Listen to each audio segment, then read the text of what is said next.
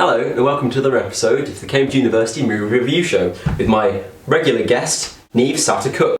This week we're reviewing Luca Guadagnino's A Bigger Splash. So Niamh, how did you find the film?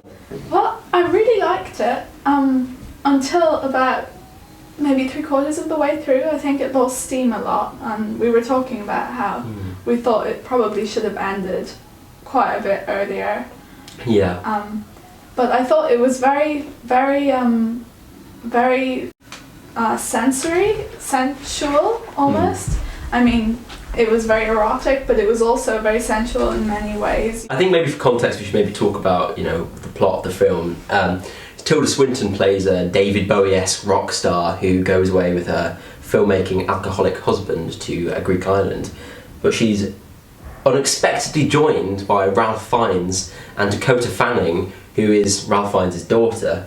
Ralph Fiennes is an old flame of Tilda Swinton, and tension rockets up throughout the course of the film. The film really brings an atmosphere.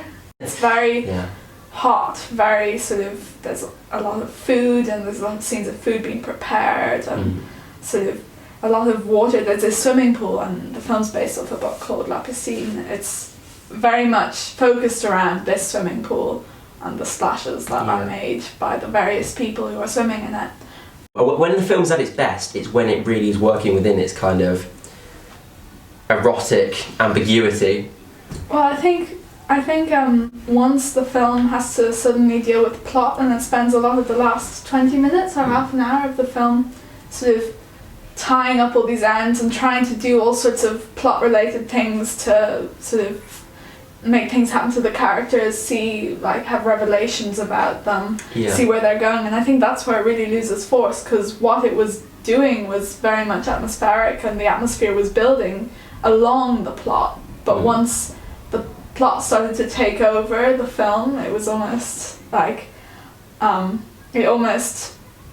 it felt kind of boring and too long. Yeah, I agree. It was definitely too long.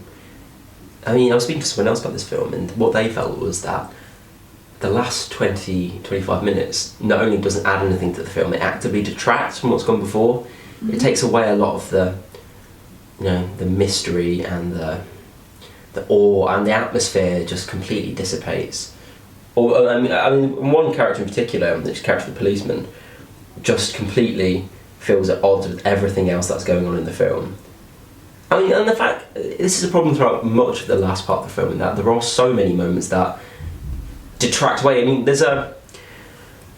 it feels very misplaced, but there's a large section about, refugees coming over, and refugees being as part of the island, but it's only very rarely touched upon. And there's a moment where Tilda Swinton shifts blame onto them, which feels so at odds with her character. It doesn't seem like something she would do. But I thought the atmosphere was very well done. You didn't think you were in a cinema for the first hour and a half. Yeah, I agree. One thing we haven't talked about, which I think is crucial to this atmosphere, is the performances are all pretty much extraordinary. I mean, there's a few names to bring out here.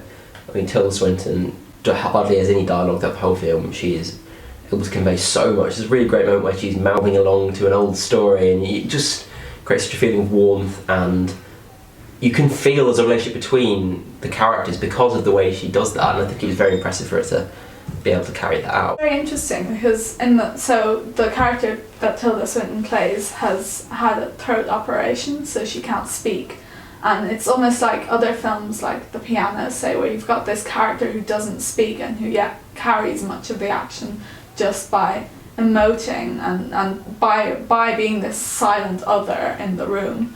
And I think it makes her a lot more mysterious and a lot more powerful. And I think it's definitely a very good performance and a very interesting character to watch.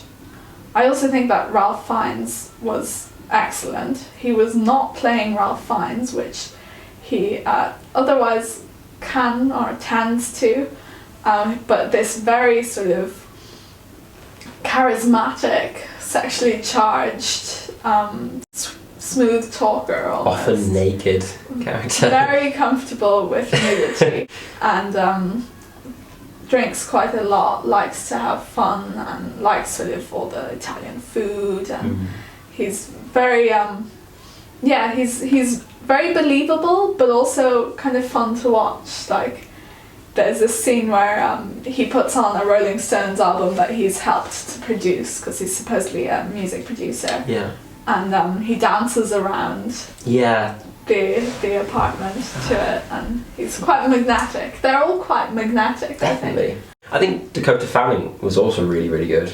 I was actually surprised. Well, I mean, the only thing I'd seen her previously was 50 Shades of Grey, which wasn't, I don't think, the best highlight of her acting.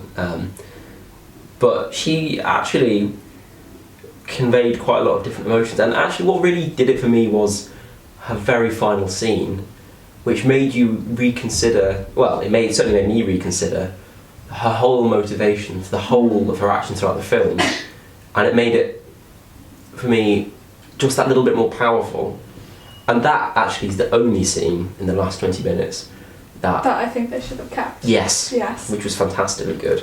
Definitely. I mean, the character is very interesting because she's this sort of typical, almost trope of a teenage girl in some ways. This sort of like very sexually precocious, very beautiful young girl who sort of seduces all the adults basically, and is very much sort of snarky, won't listen to them. She has this scene where she cuts through Tilda Swinton and sort of says, you know, yeah, like, get me my iPod, basically, like, oh, what did you used to have things on? Records. Yeah. But it's interesting because in the film we do see her on her own, and when she's on her own you really feel that she's not this whole persona that she gives off, and that the others encounter.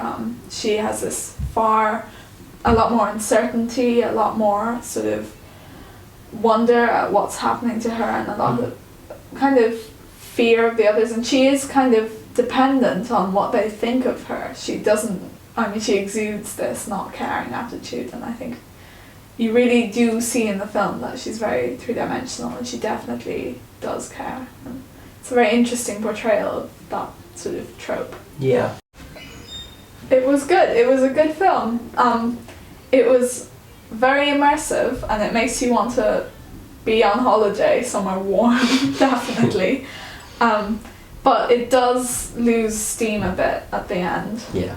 And it sort of, I guess it sort of asks the question, or it poses the question of whether a film can just be atmospheric without having a very stable, solid plot.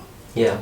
Well, how are we rating this? What would you give it out of 10? I would give it, I think, a 6 or 7 out of 10 maybe. I don't know if that's generous or... Oh. Yeah, I think I'd agree. I think there's potential for a really good film. I mean, what's really interesting is that it's not what's not in it, it's that they put too much in it. Yeah, definitely. And that's the main flaw. And it would be much higher if they just hadn't pushed that in further.